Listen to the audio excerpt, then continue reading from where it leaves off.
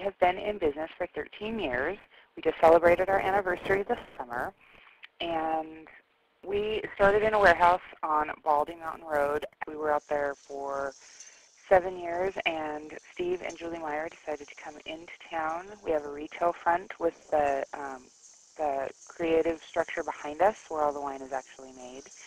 Steve studied it in California, worked at a vineyard down there, and began his interest while he was in France. Worked on a vineyard there. That's how it got started. Came up here. Julie, his wife, is a local to Sandpoint and wanted to have her family raised up here. So they came up here, opened up the winery, and we've been in business now for 13 years.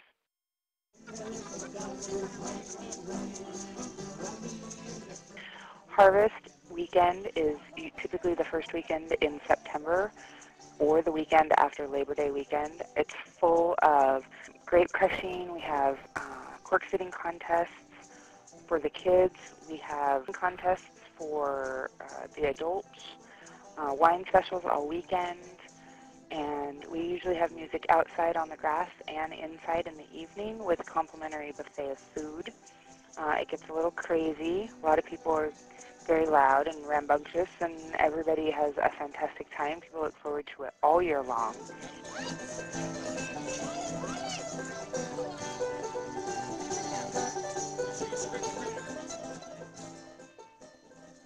The next event after that is Thanksgiving weekend. The Friday and Saturday after Thanksgiving, we do a library tasting. A priority of Steve's is that he tastes what his past wines are doing every year and likes to make an event out of anything. We open all of the wines from the library back to 97, I believe, as far back as they go right now, possibly 96. And we open that to the public so that people can taste possibly what they have in their cellar, and they don't really want to open it up because they don't want to drink it. They want to save it, but they want to know what it's doing in the bottle.